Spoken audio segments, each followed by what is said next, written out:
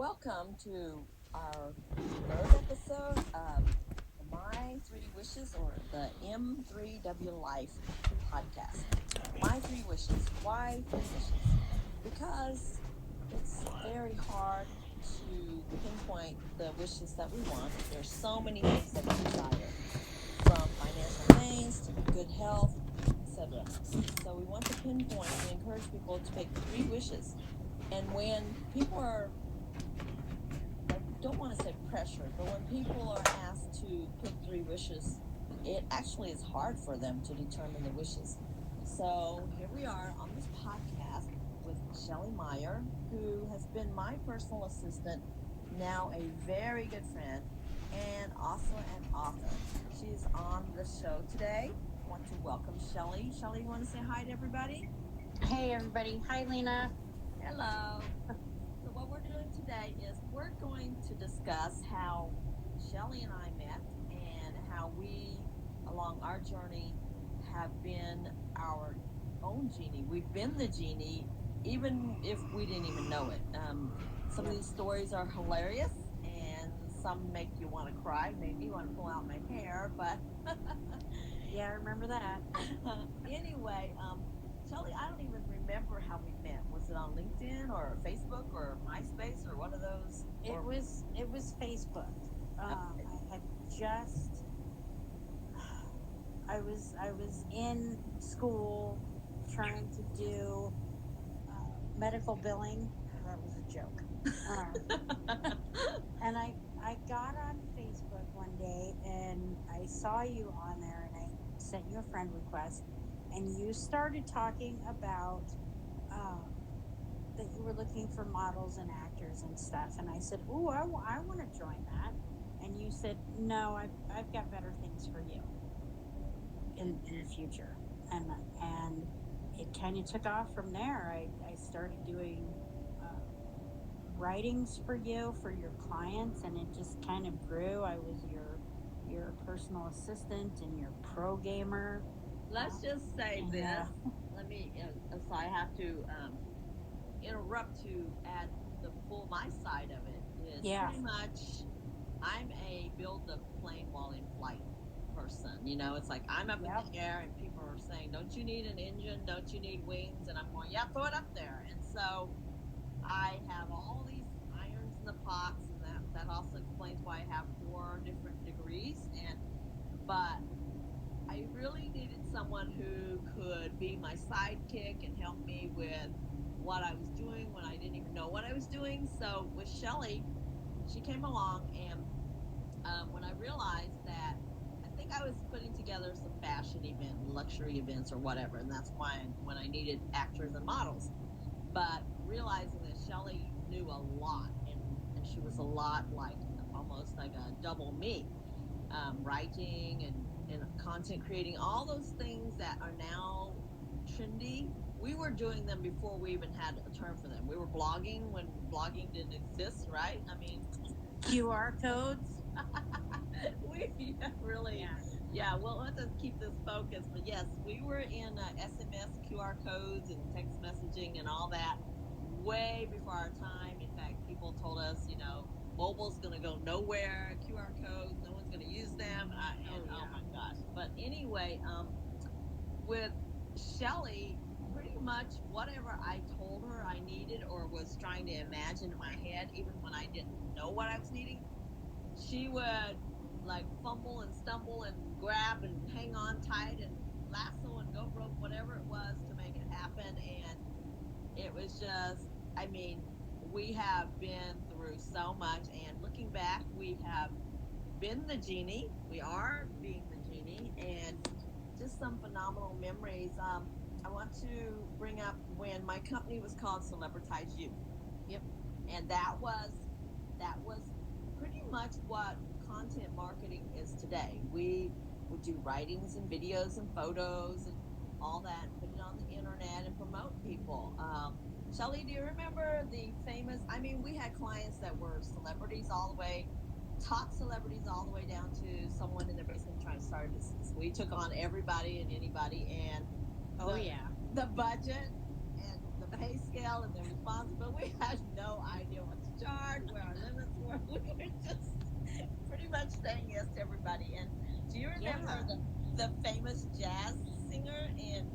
I do. Share your Yes. side of that experience. The word diva comes to mind. Very, very nice. I mean, very talented, but this person wanted so much more than we could give her for what she was paying. And I think I quoted her like $50 or $100 a month. We had no systems or processes. Staff. There was really no one at the time really doing this in a whole system, and she got me down to, I think, maybe $25 a month. And poor Shelly, I think for the longest time she didn't even get paid anything. I know I didn't get paid anything. Yeah. But go ahead and tell us about the diva.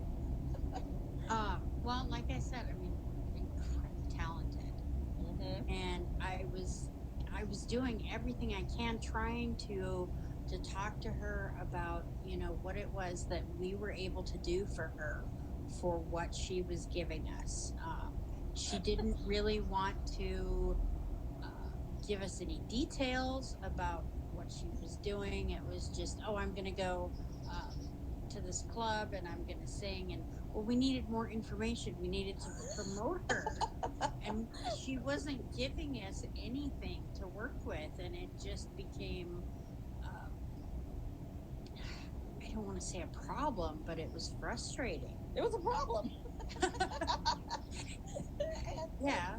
Her thing was that she wanted to quit her music teaching job, which was good salary and benefits and everything, to go out and sing to the top-notch restaurants where they wanted only straight jazz live music. And in this day and age, especially at that time, there weren't many people going to these types of restaurants. So there weren't many live, music restaurants, in her, I guess she was remembering her older days, and there just weren't. And I suggested for her to go to do some gigs at radio stations, do some wedding, something to get out there, but don't quit your day job. Yeah, she didn't want to. She didn't want to do that. She wanted to quit it all and jump headfirst into the unknown. Bless her heart. But yes, she stuck with her wish. I think.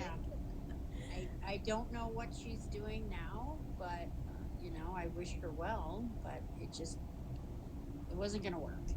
Yes. So I remember we spent about 2.5 years or 3 years at maybe $50 a month doing 24/7 work for her. And then years later, I asked for a referral, and Shelly did too. And Shelly, it wasn't a nice conversation whenever you asked for the referral. No, good testimony. She was very angry that like it's basically she was calling us a scam. Even though we worked our butts off trying to get her noticed,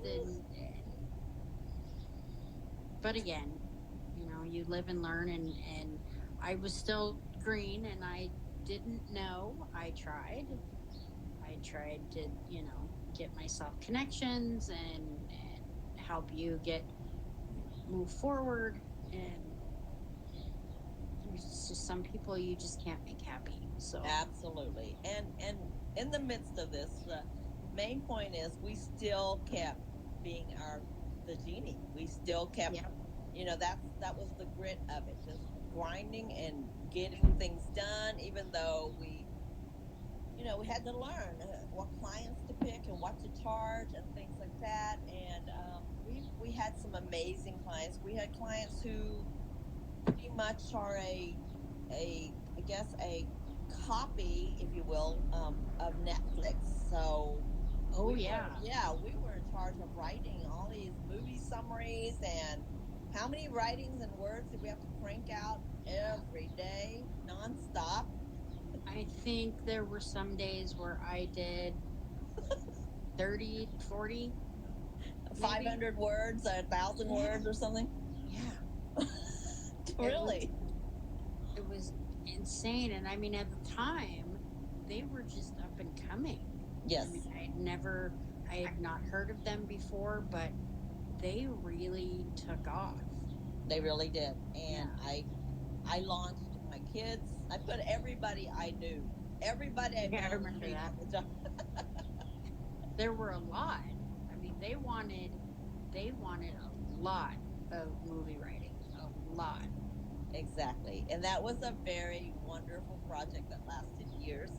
And so then I had LinkedIn is my bread and butter. And I had an angel come out of nowhere from LinkedIn. And he was I guess a business coach and a financial advisor. And he helped me, like, I guess, form Celebritize You, because he said, you really don't have a website or anything of your own. You're just promoting people, but there's nothing of yours and you're not promoting your things. So he suggested the name Celebritize You. And then one day I woke up to his pairing me with a website designer who made a banner and a logo for my site.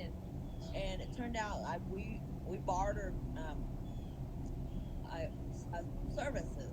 I gave him writing services and creating videos and all that. And then in exchange, he consulted and helped me with my business. But we had a situation where I received these phone calls and emails from someone who was furious, and she was going to sue me for using her name. And I thought, what? Because we checked, make sure this wasn't trademarked or copyrighted.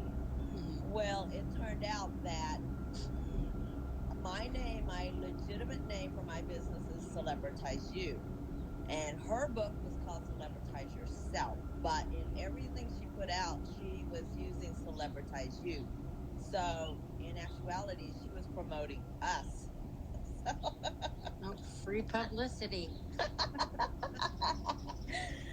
And another time, in our quest to continue being the genie, as the internet kept moving forward, we were just macheting the way and trying to figure out, even before there was a program or system or anything.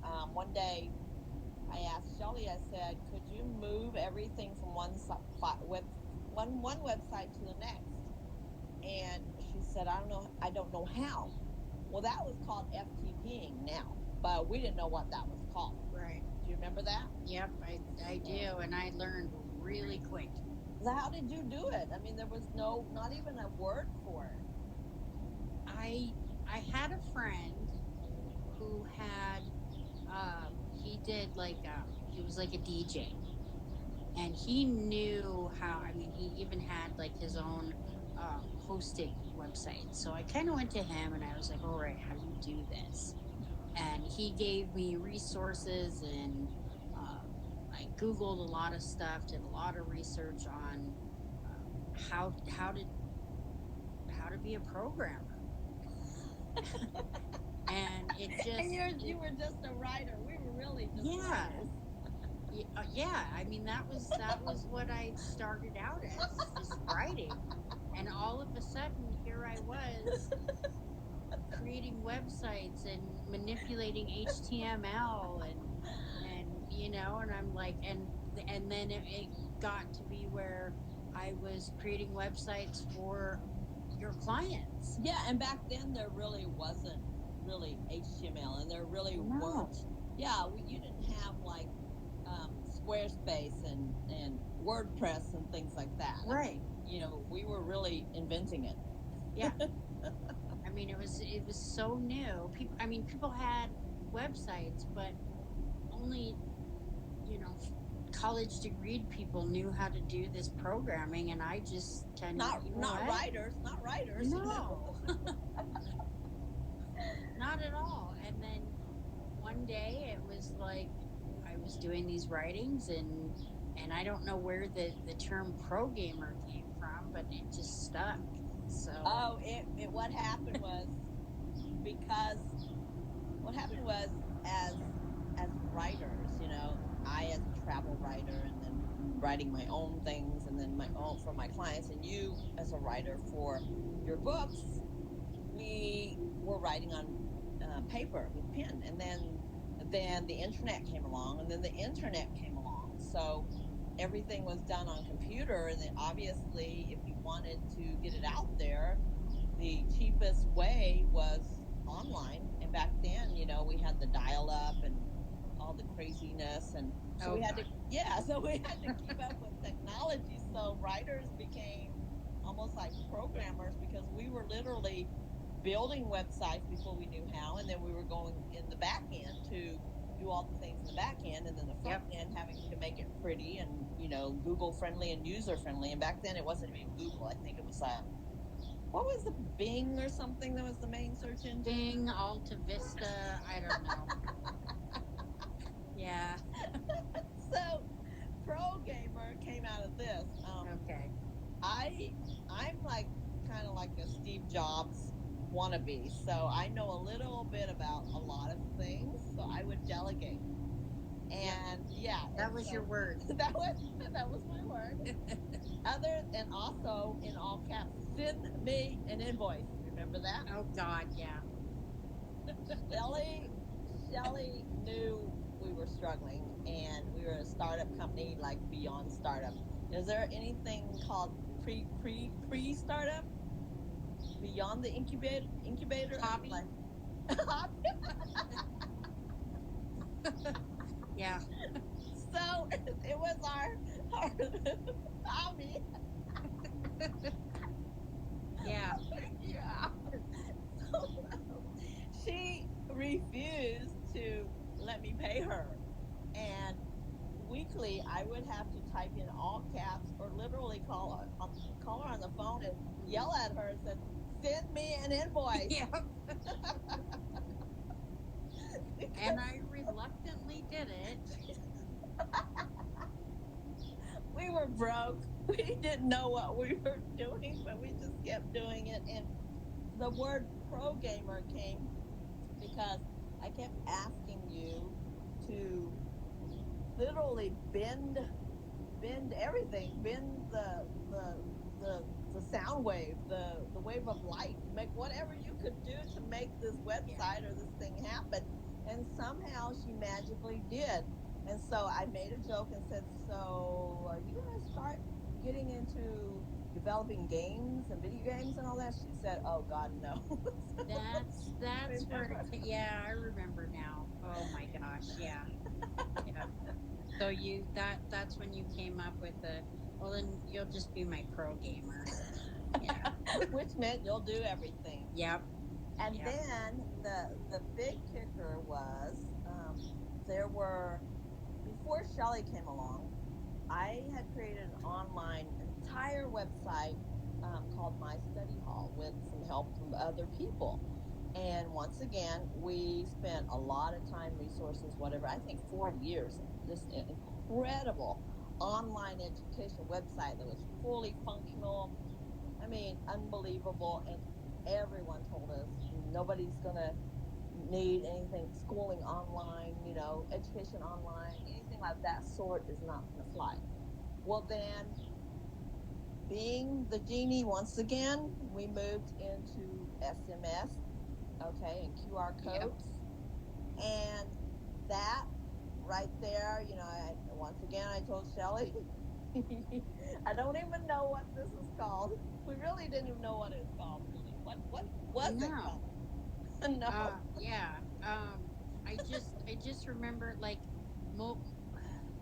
see, we didn't even know what to call. Mobile marketing something.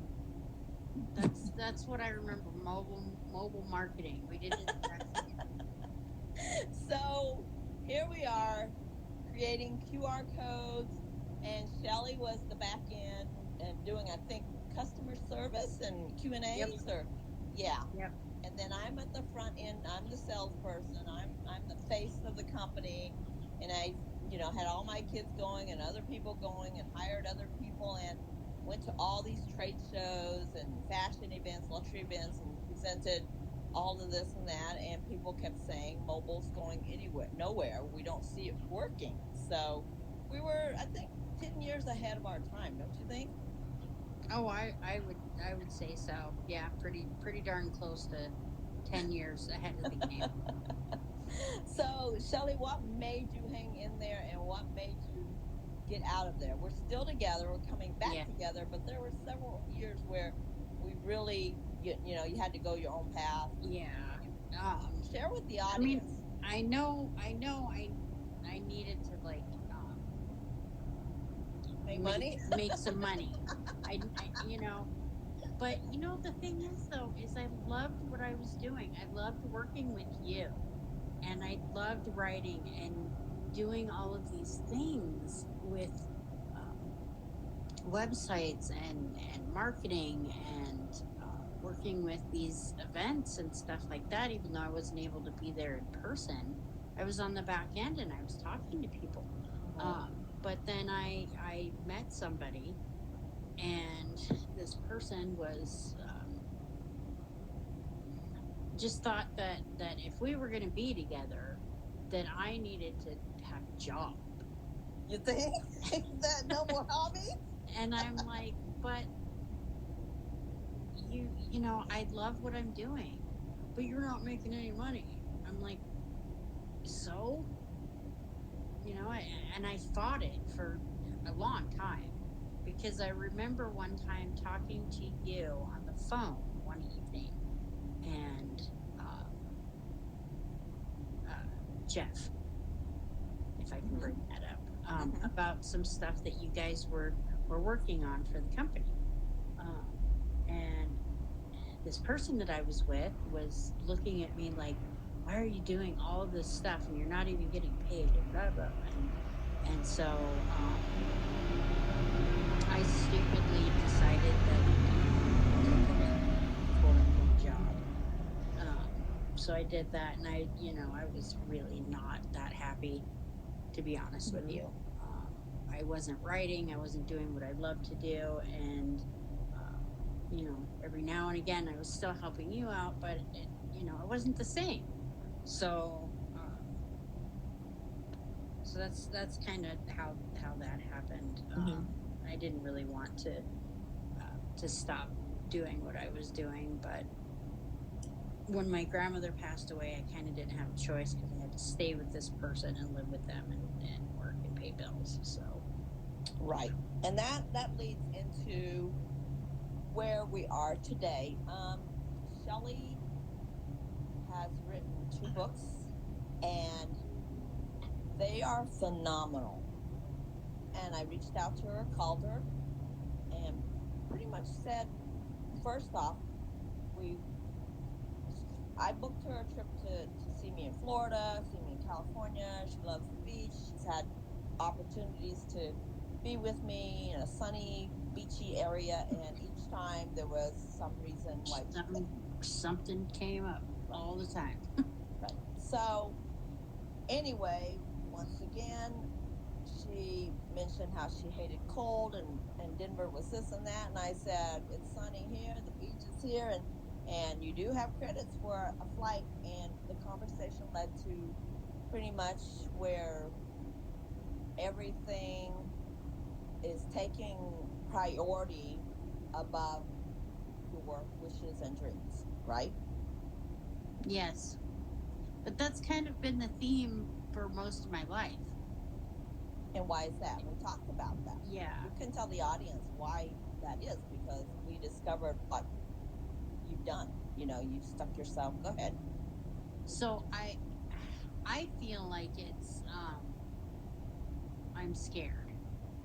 I'm not, like, I wasn't ready to get out of my comfort zone to take that leap forward, because I know and I don't know what lies ahead.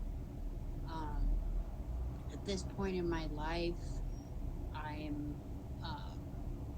on my own, but I know that once I get the heck out of Denver, I'm pretty much able to figure it all out, I guess. But it's been fear of not having a roof over my head kind of thing.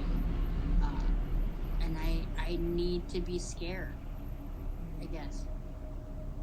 And it's kind of always been that way my whole life. Like, what if I fail? So I need to put that aside and just, take that leap.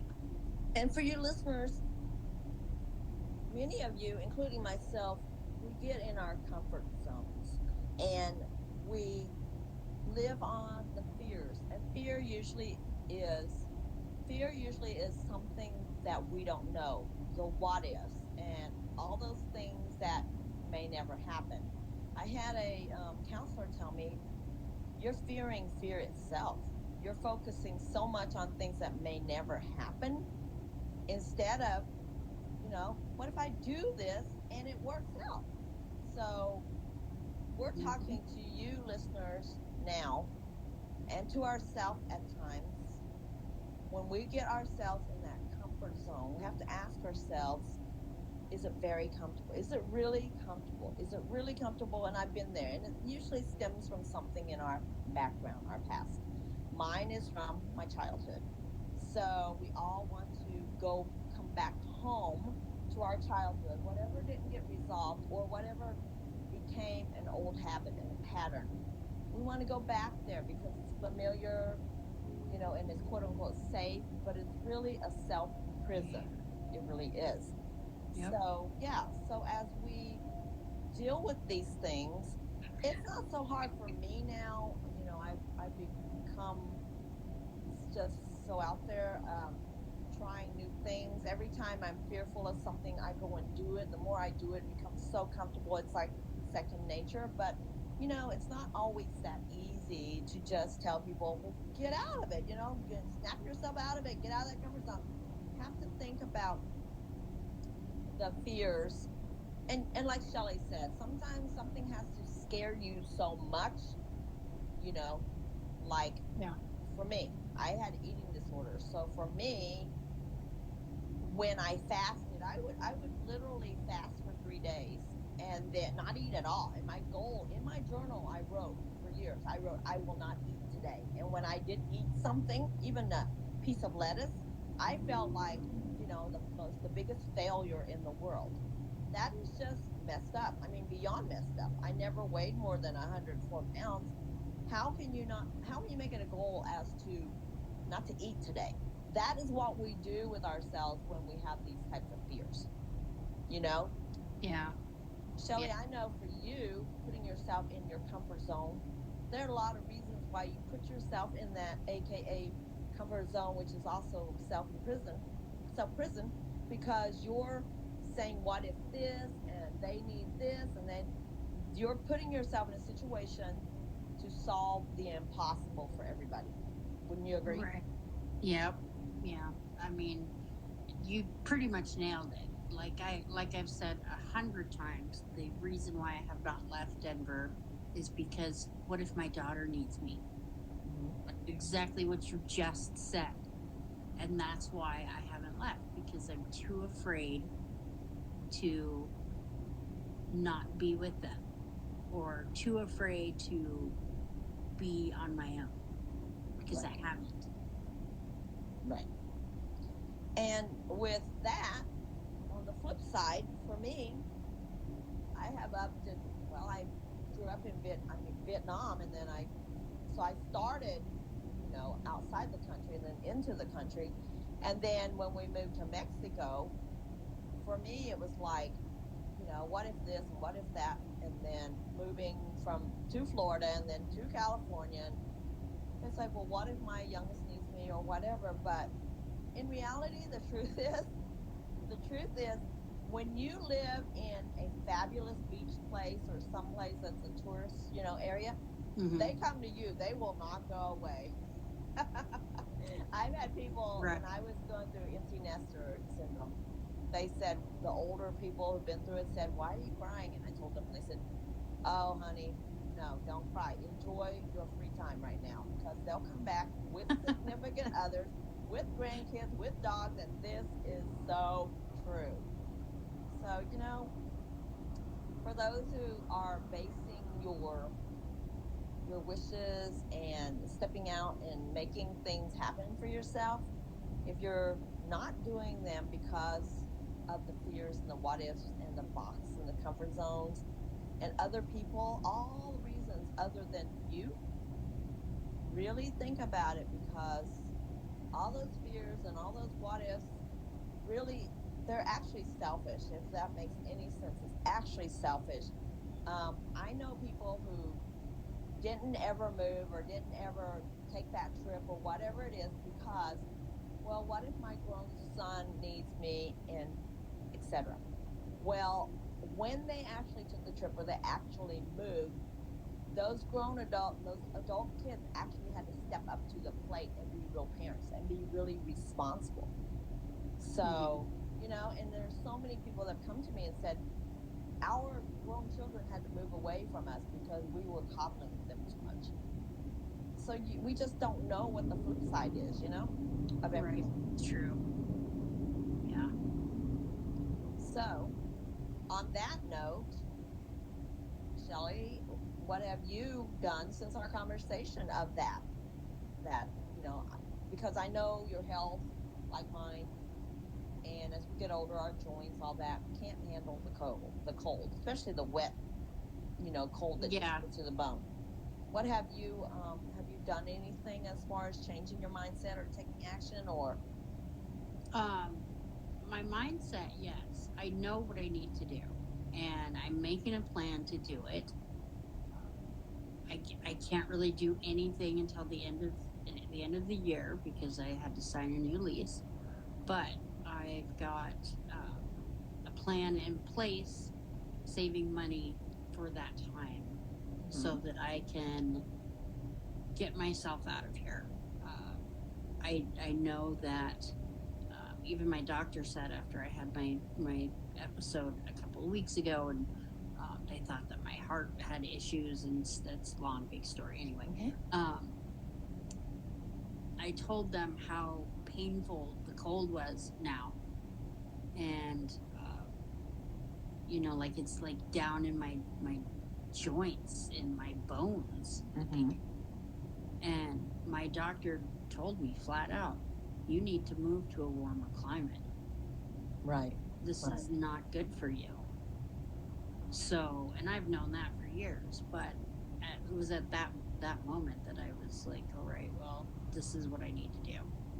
I know it's going to be hard leaving my daughter and my granddaughters, but I can't be in pain like this. And Shelly, it does start with mindset, because I've seen you and heard you go from, you were always the listener and the quiet one.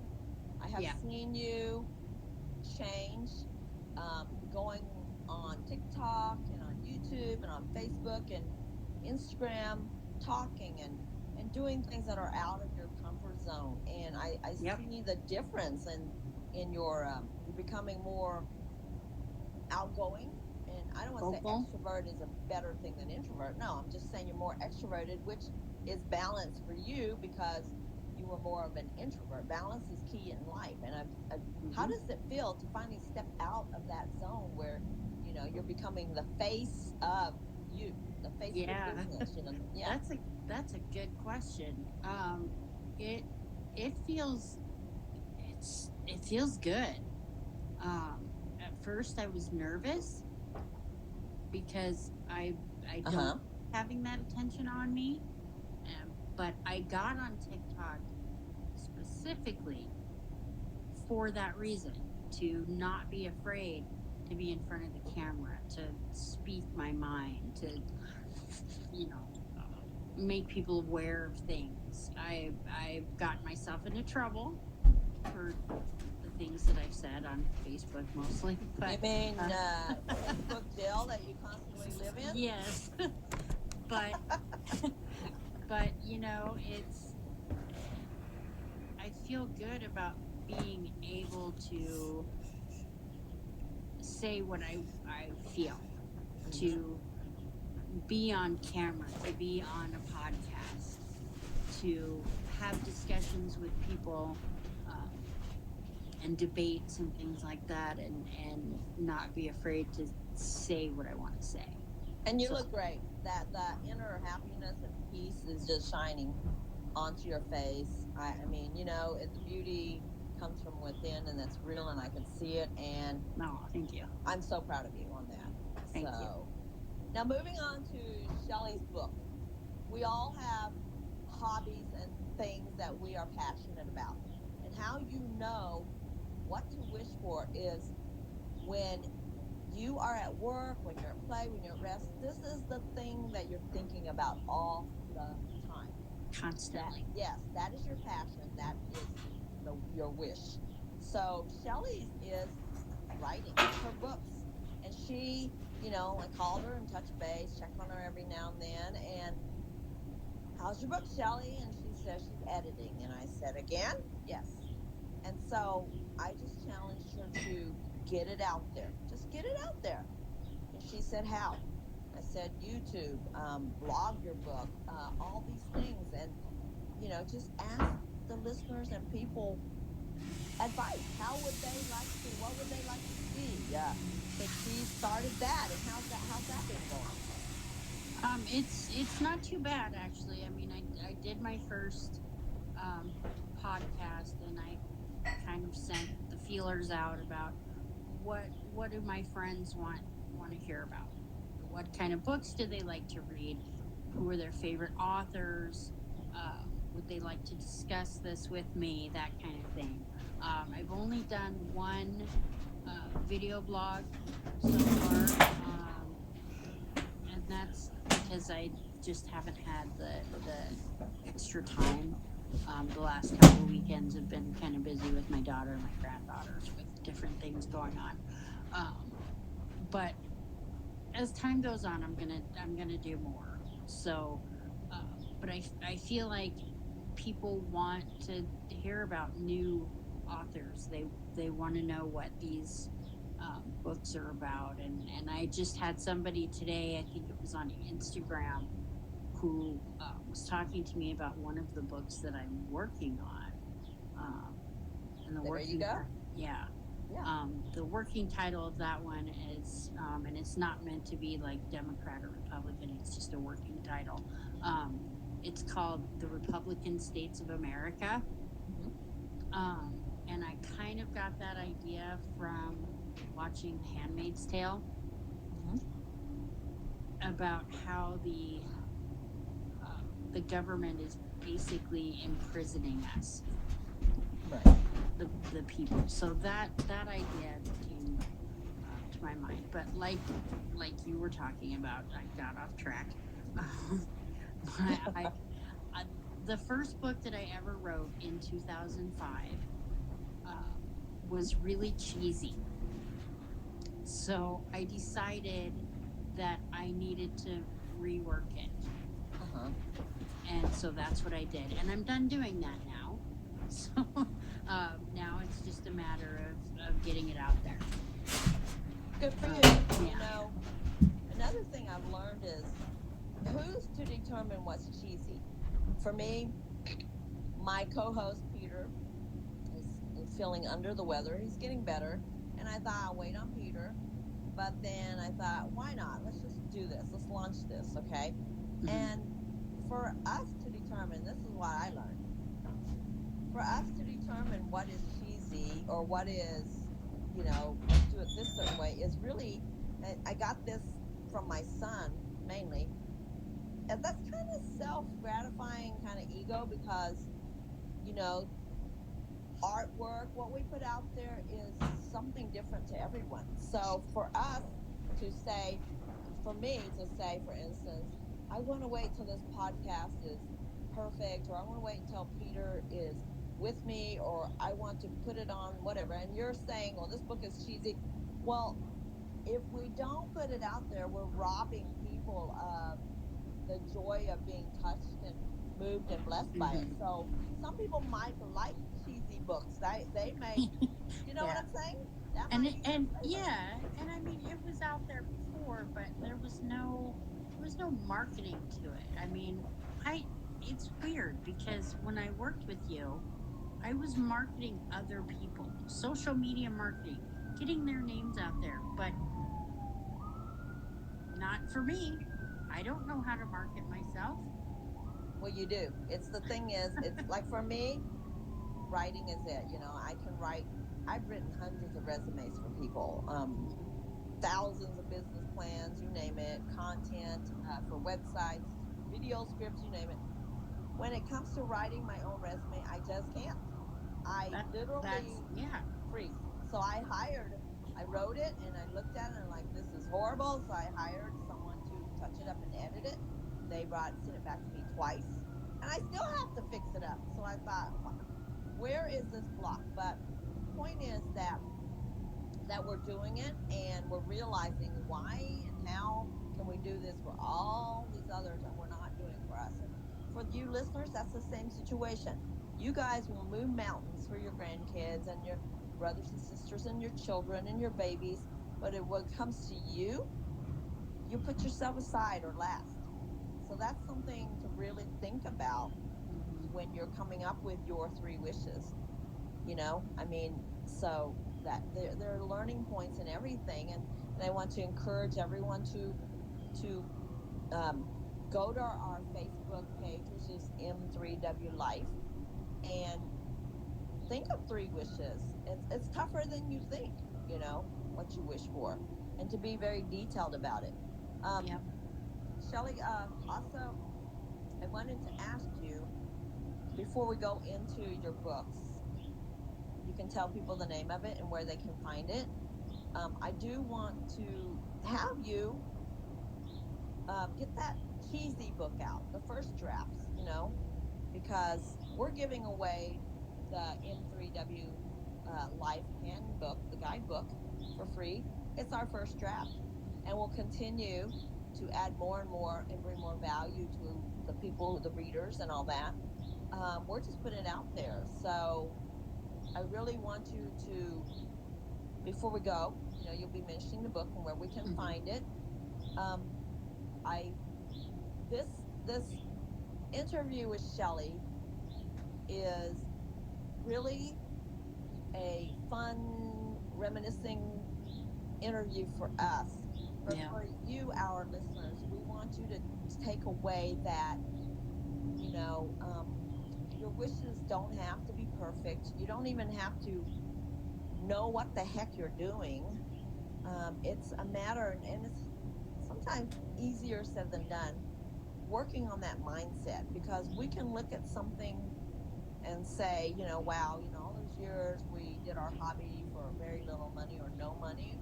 Or we can look at it and think about, wow, what did we learn? What did we gain? The things we were able to do, the people, we worked with celebrities. We worked with people who are just starting a business from their basement.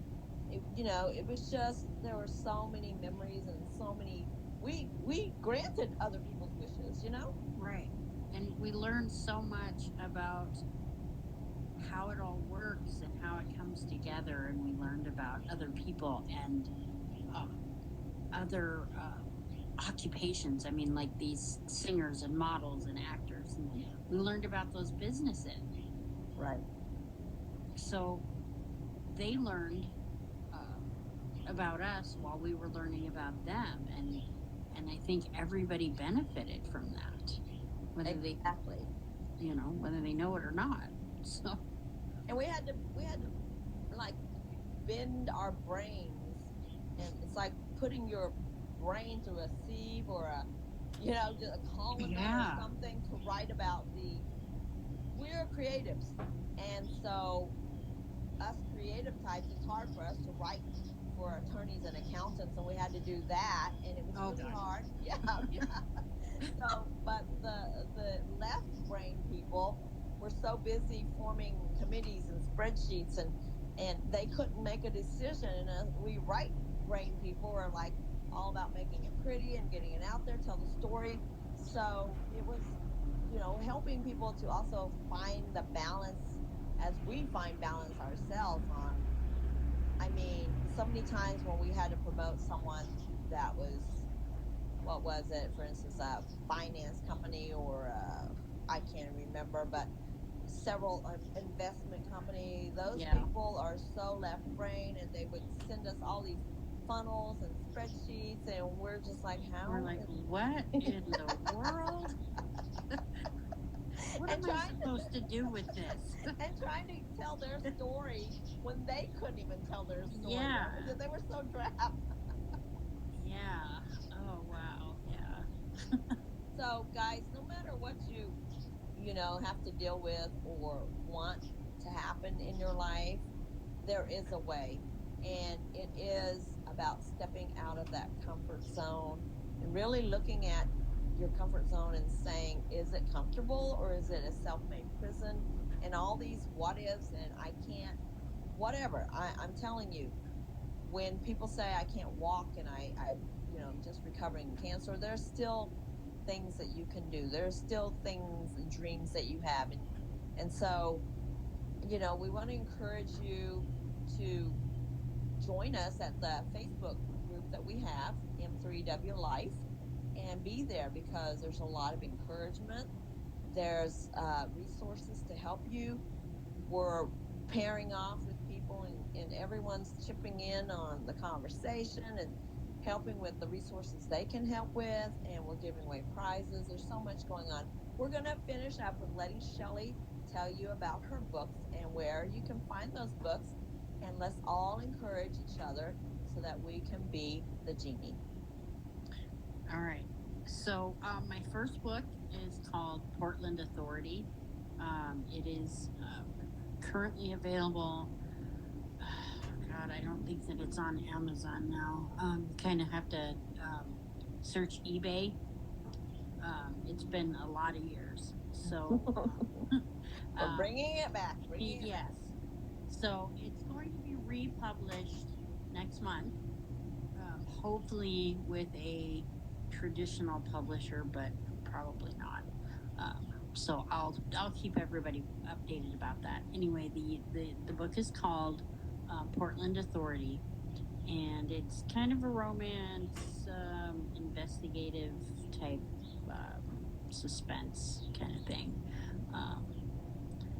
The original one that I did, like I said, was a little too quick to end.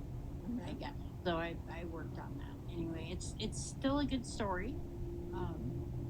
And then my second one is called The Letter, which I worked on for several years and was working on that while I was working with Lena. And I have. You mean you had time to do some other side hobby? It was. It was at like 11 o'clock at night. I would do some writing. That's it. We're done. That's it. That's it. You moonlighted on me. So I did, yeah. So I finally finished that one in God, I don't even know what year that was. 2012, I think, maybe. I don't know. But that one can be found on Amazon. And I don't recommend buying a actual book. I recommend getting it on like Kindle or the Barnes and Noble reader. The Nook? Yes, thank you. Thank you. I help her out all the time. We used to do that a lot. Yes. So those are the two that are actually published now, and I haven't promoted them a whole lot lately, and that's going to change as well. So those are my books that I'm really very proud of because I worked hard on them, and that's all I've ever wanted to do with my life is be a writer. And when I couldn't write with Lena anymore, it kind of broke my heart. So I really, really want to get back into doing that. Fabulous. So let's get your book out and let's get you back to the beach. How's that? Yep. All right. Thank you, Shelly. Thank you. Thank you. Bye-bye. Bye.